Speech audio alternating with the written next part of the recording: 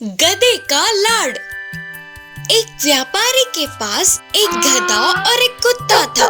हर रोज वह व्यापारी गधे के ऊपर बहुत सारे बस्ते डाल के बाजार ले जाता था।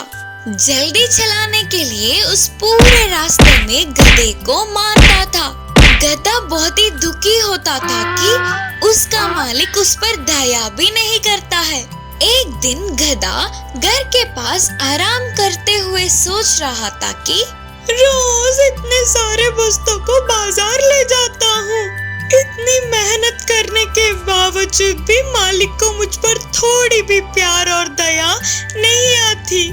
हमेशा मुझे मारता रहता है, खराब और बासी का पुराना खाना मुझे देता है और वही उस कुत्ते को बहुत सारा लाड और प्यार करता है। वो कोई काम नहीं करेगी तो भी उसे शान से देखता है। उसे तो मांस भी खिलाता है, दूध भी पिलाते हुए अच्छे से देखभाल करता है। बोलते हुए उदास हो रहा था गधा। ऐसे सोचते सोचते उसे एक उपाय मिली। गधे ने सोचा, आज एक काम करती हूँ, कुत्ते की तरह मैं भी भौंकता हूँ। वो उन्हें चाटती है ना, मैं भी उन्हें चाटूंगा, तब मालिक खुश होकर मुझे भी कुत्ते की तरह देखभाल करेगा, लाड प्यार देगा। शाम होते ही मालिक घर लौट आया। तुरंत गधा जोर से चिल्लाने लगा। उसके पास जाकर पूंछ हिलाना शुरू कर दिया। कुत्ते की तरह वो भी उसे चाटने लगा। ये सब मालिक को अजीब लगने से वह चिढ़ गया। ये क्या, ये गधा मेरे ऊपर आ रहा है, मुझसे लड़ने शायद। उस व्यापारी ने सोचा। एक मोटी सी लकड़ी लेकर गधे को जोर से पीटने लगा। उससे वह गधा फिर से दुखी होकर रोने लगा। इस कहानी की शिक्षा है कि हमारा व्यवहार हमारी तरह ही होना चाहिए, किसी और की तरह हमें नहीं बदलना चाहिए। किस्मत बदलने वाला प्यार और दया। ये बहुत पहले समय की बात है। एक साधु जंगल के नदी के पास आश्रम का निर्माण करके रहता था। उनके कई शिष्य थे। वे सभी वही रहकर गुरुजी से विद्या का अध्ययन करते थे। वे विद्या के साथ साथ अच्छे अच्छे सीख भी देते थे। उस साधु के सभी शक्तियों में से एक अद्भुत शक्ति था कि वे मनुष्यों की किस्मत जान सकते थे। उन शिष्यों में एक 10 साल का बच्चा भी था। एक दिन साधु ने उस बच्चे की शक्ल को देखा तो उन्हें उसकी भविष्य का पता चल गया। उस बच्चे की आयुष्य पूरा होने को था और बस कुछ ही दिनों में वह मरने वाला था। गुरुजी को उस बच्चे को देखकर बहुत दुख हो रहा था। वह बहुत ही अच्छा बच्चा था। ऊपर से सब कुछ एक ही बार में याद करने वाला था। न जाने क्यों अच्छे को ही वह भगवान जल्दी अपने पास बुला लेता है, करके सोचता हुआ अंदर ही अंदर रोने लगा। मरने से पहले वह बच्चा अपने माँ बाप के पास होगा तो ठीक होगा, करके उन्हें लगा। इसीलिए साधु ने उस बच्चे को बुलाकर कहा, बेटा अब थोड़े दिनों के लिए छुट्टी लेकर अपने घर जाओ। जितने चाहे उतने दिन अपने माता पिता के साथ खुशी से बिताना। वापस आने की कोई जल्दबाजी मत करना, करके समझाते हुए घर भेजा। विद्या को बीच में छोड़ के जाना नापसंद होने पर भी गुरुजी के कहने पर उन्हें ना बोल पाते हुए बच्चा घर लौटने लगा। रोज रोज भारी हो रहे थे। शिष्यों को विद्या बोध करने पर भी वह साधु उसी बच्चे को याद कर कर दुखी होते थे। गुरुजी में आए हुए इस परिवर्तन को शिष्यों ने ध्यान दिया पर उन्हें कुछ पता नहीं चल पाया। ऐसे 3 महीने बीत गए। गुरुजी ने सोचा कि वह बच्चा तो मर गया होगा। अचानक एक दिन साधु पहाड़ी पे बैठकर नीचे देख के चौंक गए, क्योंकि वह बच्चा वापस आश्रम आता दिखा। पहाड़ी के ऊपर पहुंचने के बाद उस बच्चे की शक्ल को देखने पर अब वो अपना पूरा जीवन बूढ़ा होने तक जिंदा होगा। करके उन्हें पता चल गया, क्या ये संभव है? क्या करने पर इसकी किस्मत इतनी बदल गई? करके सोचते हुए आश्चर्य हुए और पूछा, बेटा तेरे इधर से जाने के बाद क्या क्या हुआ, पूरा बताना।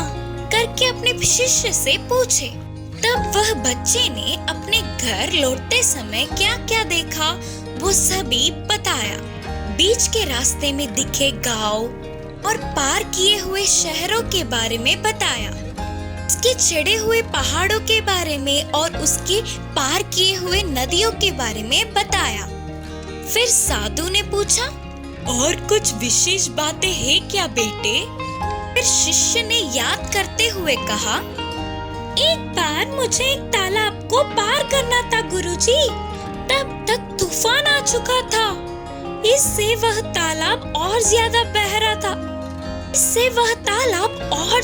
बह रहा था। उस तालाब के बीचों बीच एक मिट्टी का ढेर था। उस पे चींटियों का झुंड कहीं ना जा पाते हुए गिड़गिड़ा रहे थे। थोड़ा थोड़ा होकर वह मिट्टी का ढेर पिघल रहा था। अगर मैं थोड़ी भी देर और कर देता तो सारे चींटियां पानी में बह जाते।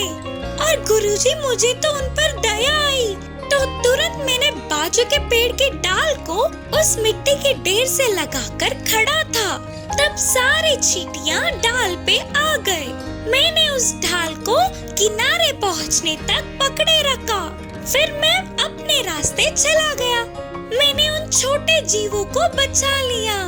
इससे मुझे बहुत खुशी मिली। तब साधु सोच रहे थे कि अच्छा, तो ये कारण है, इसीलिए देव देवताओं ने इसका आयुष्य बढ़ाया। करके साधु समझ गए। इस कहानी से यह शिक्षा मिलती है कि हमारी किस्मत हमारे हाथों में ही होती है। गधा और कुत्ता। एक बार एक गांव में सोमू नाम का एक व्यापारी रहता था। उसके पास एक कुत्ता और एक गधा था। वो गधे पर सारा सामान लाद कर एक गांव से दूसरे गांव जाकर उसे बेचता था, और जब वो घर पर ना होता तो कुत्ता उसके घर की रखवाली करता था। ये बात गधे को पसंद नहीं थी कि वो मेहनत करे और कुत्ता आराम से घर पर बैठा रहे। कुत्ते को भी गधे से नफरत थी, क्योंकि उसको लगता था कि उसका मालिक सिर्फ उसका ही ख्याल रखता है और उसी को ताजे ताजे खाने देता है। एक दिन उसे गांव जाने के लिए जंगल से गुजरकर जाना था, इसीलिए उसने कुत्ते को भी अपनी हिफाजत के लिए साथ ले गया। वो दोनों सारे रास्ते में कुछ बात नहीं कर रहे थे। दोनों हमेशा से एक साथ रहते थे, पर फिर भी अजनबी जैसे ही थे। सोमू रास्ते में एक गांव में रुककर कुछ और सामान खरीदकर अपने गधे पर लाद कर ले जाने लगा। कुछ देर बाद थक कर सोमू एक पेड़ के नीचे आराम करने बैठ गया। थका हुआ सोमू कुत्ते के साथ होने के कारण बेफिक्री से सो गया। कुत्ता भी वहीं उसके पास बैठ गया। उन दोनों को अब बहुत भूख लग रही थी, पर मालिक सोया हुआ था देखकर वो चुप रहे। गधा उसके पैरों के पास की घास खाने लगा। कुत्ता ने भी बहुत देर ढूंढा, पर उसे कुछ खाने को नहीं मिला। वो गधे के पास आया और कहने लगा, कितने अच्छे से तुम घास खा रहे हो, मुझे तो खाने के लिए कुछ मिल ही नहीं रहा है। भूख से मेरी हालत खराब होती जा रही है। अगर तुम मेरी मदद करोगे और थोड़ा सा झुक जाओगे तो मैं भी कुछ खा लूंगा, तुम्हारे ऊपर रखी बोरियों में से। नहीं, मैं तुम्हारी कोई मदद नहीं कर सकता। तुम मालिक के उठने तक थोड़ा सब्र कर लो। अगर तुमसे वो नहीं होता तो जाओ मालिक को उठा लो। कुत्ते को डर था कि अगर उसने मालिक को जगा दिया तो वो उसे उठकर मारेगा, इसीलिए वो डर कर चुपचाप बैठ गया। कुछ देर में वहां से एक भेड़िया गुजर रहा था। जब उसने गधे को देखा तो उसके मुंह में पानी आ गया। वो उसका शिकार करना चाहता था।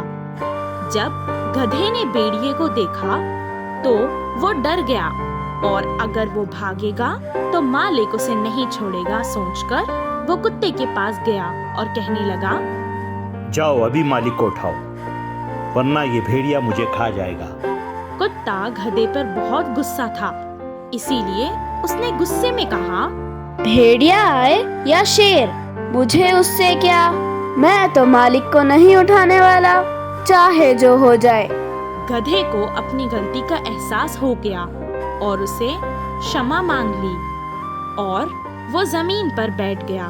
बहुत देर से भूखा कुत्ता उसकी बोरी से रोटी निकाल कर खा लिया और फिर जोर जोर से भौंककर मालिक को उठाने लगा। भेड़िए ने उसकी आवाज सुनी और वो डरकर भाग गया। उस दिन से गधे और कुत्ते में दोस्ती हो गई। पानी से डरने वाली बतख। एक बार एक जंगल में एक तालाब के किनारे पर एक पेड़ था जिस पे बहुत सारे पक्षी रहते थे। उस पेड़ के नीचे कुछ बतख भी रहते थे। उनमें से एक बतख को पानी से बहुत डर लगता था। उसे डर था कि अगर वो पानी में जाएगी तो डूब जाएगी, इसीलिए वो हमेशा किनारे पर ही रहती थी। उसके दोस्त उसे हमेशा बढ़ावा देते थे और कहते थे, बहुत सारे चीजें खाने को मिलती है, जमीन पर कुछ नहीं। वो उनकी बातें सुनकर चली तो जाती, पर जैसे ही पानी को देखती तुरंत डर के वापस आ जाती। कभी जब उसे खाने को कुछ नहीं मिलता तो वो भूखी ही रह जाती, पर कभी पानी में नहीं जाती। मेरे दोस्त कितने मजे से खाना खा रहे हैं, पानी में कितना सारा खाना है और मैं यहाँ अकेली भूख से तड़प रही हूँ। पर भूख से तड़पना पानी में डूब के मरने से तो अच्छा है। मुझे पानी से बहुत डर लगता है, पता नहीं ये डर कब खत्म होगा। पेड़ के ऊपर से एक कौवा हमेशा उसे देखता था। उसे किसी भी तरह से अपने दोस्त का ये डर निकालना था। उसने बतख से कहा, दोस्त तुम इतना क्यों डर रहे हो? उस बंदर को देखो, वो कितने मजे से पेड़ से लटका हुआ है, और उन पक्षियों को तो देखो, कितने मजे से आसमान में उड़ रहे हैं। इसी तरह तुम भी मत डरो, अपने दोस्तों के साथ जाओ और मजे से तैरो, तुम नहीं डूबोगी। नहीं बाबा, मुझे तो बहुत डर लगता है। तुम कुछ भी कह लो, मुझे पता है अगर मैं पानी में जाऊंगी तो डूब जाऊंगी। उसे समझ आ गया था कि उसे समझाना फिजूल है, इसीलिए उसने एक उपाय सोचा। ठीक है, अगर तुम नहीं जाना चाहती तो तुम्हारी मर्जी। कल हम सारे मित्र जंगल देखने जा रहे हैं, तुम मेरे साथ चलोगी? हमेशा एक ही जगह रहने वाली बतख को जब सारा जंगल देखने का मौका मिला तो उसने तुरंत हाँ कह दी। अगले दिन कौवे ने उसे एक जाली पर बिठाया और उड़ते हुए तालाब से ऊपर से चले गए। वो आसमान में उड़ते हुए जंगल को देखकर बहुत खुश हुई और सब भूल गई। तालाब के बीच आकर अचानक कौवे ने उसे छोड़ दिया और वो नीचे पानी में गिर गई।